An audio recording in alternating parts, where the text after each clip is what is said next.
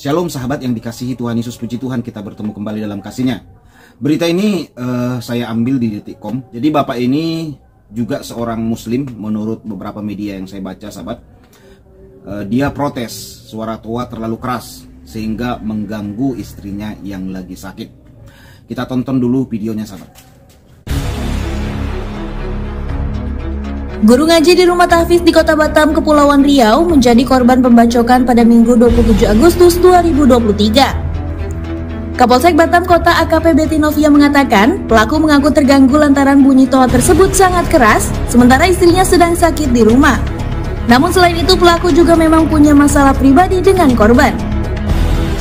Pelaku pun langsung mendatangi korban dan terjadi adu mulut antara keduanya yang berujung pada pembacokan. Korban pun mengalami luka di bagian kepala, wajah, tangan, dan paha. Terus si pelaku boleh ke rumah lagi, si korban balik lagi ke atas, ke pesantren, naik ke atas. Pelaku ke rumah mengambil parang, si korban ke rumah balik lagi nanti naik ke atas tidak membawa apa-apa, turun lagi karena pelaku datang lagi ke tempat semula. Pelaku sudah membawa parang berjumpa dengan korban, terjadi cekcok sedikit. Pelaku langsung menebas korban kepala, muka, tangan, paha. Korban kemudian dibawa ke rumah sakit untuk mendapatkan perawatan dan operasi, sedangkan pelaku terancam hukuman penjara.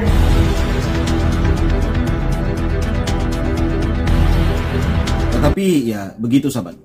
Saudara seimannya sendiri protes ya atas kuatnya suara toa. Gimana yang tidak seiman? Sebenarnya begini, yang banyak protes tentang suara toa itu ya dari orang-orang atau pengalaman-pengalaman yang saya dapatkan dari mereka sendiri. Kepada saya entah berapa orang ya saudara muslim itu protes juga suara toa. Apalagi yang punya anak bayi, katanya anaknya susah-susah ditidurin, begitu tidur bunyi suara toa sehingga anaknya bangun kembali sahabat.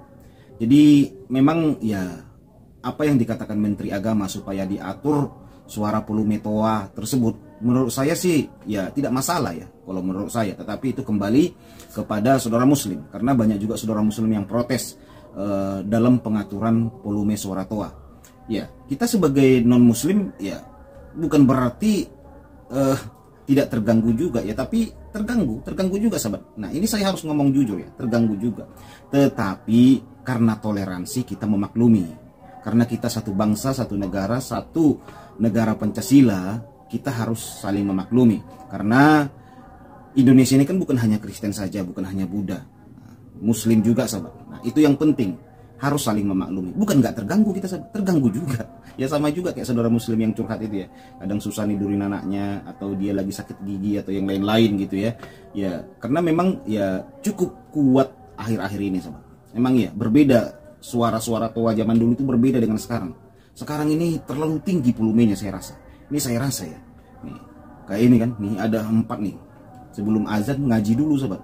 4 itu bunyi semua sahabat. Ya tapi tidak apa-apa. Ya itu kan ajaran agama mereka. Tetapi alangkah baiknya juga mereka mengerti kita loh. Kalau kita beribadah, kita kan mengerti mereka juga. Nah, yang terjadi mereka susah mengerti kita ketika kita beribadah. Nah, beberapa kejadian itu kan ditutupi gereja kita. Nah, saya bacakan kronologinya ya mengenai hal itu di detik.com. Nih saya buka ya. Saya bacakan sahabat. Kronologi guru ngaji di Batam dibacok pria kesal suara toa tahfiz Al-Quran. Batam. Warga Kota Batam, Kepulauan Riau, Kepri nekat membacok tetangganya berinisial SD, 40 tahun yang juga guru ngaji di rumah tahfiz Al-Quran. RE melakukan itu karena kesal dengan suara toa dari rumah tahfiz Al-Quran tempat SD mengajar. Kapolsek Batam Kota AKBP Betty Novia menjelaskan kronologi kejadian tersebut. Awalnya pelaku merasa terganggu dengan suara toa rumah tahfiz yang dikelola oleh korban. Jadi pelaku RE kesal mendengar suara toa dari rumah tahfiz yang dikelola korban. Pelaku merasa terganggu, ujar AKP Betty pada Senin tanggal 28 bulan 8 2023. RE meminta kepada SD agar mematikan suara toa itu karena telah mengganggunya. Pada Minggu 28 bulan 8, pelaku merasa kesal karena suara dari rumah tahfiz yang dikelola korban. Pelaku meminta mematikan suara tersebut. Pelaku yang kesal kemudian melempar tanah ke atap rumah tapis tersebut. Tak terima rumahnya dilempar pelaku, korban keluar rumah dan marah-marah. Korban keluar rumah dan marah-marah karena atapnya dilempar, jelasnya. Tak terima dimarah-marahi, pelaku kemudian mendatangi rumah tapis yang berada di sebelah rumahnya. Selanjutnya pelaku membacok korban. Saat itu pelaku RE yang sudah membawa parang langsung menuju rumah tapis.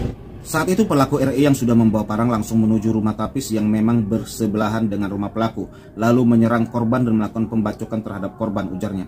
Atas pembacokan yang dilakukan pelaku, korban mengalami luka bacok di beberapa bagian tubuh. Korban langsung dilarikan ke rumah sakit. Korban mengalami luka bacok bagian kepala, wajah, tangan, dan paha. Korban tersebut langsung dibawa ke rumah sakit Elizabeth oleh saksi-saksi untuk mendapatkan perawatan medis. Saat ini korban masih dirawat, ujarnya. Jadi tidak meninggal sahabat. Jadi belum tahu lah meninggal atau tidak gitu ya. Jadi begitu sahabat kronologi ceritanya ya, bagaimana terjadi di Batam aksi memakan korban karena protes suara toa. Ya, semoga menjadi pelajaran buat kita. Tuhan Yesus memberkati kita semua. Shalom.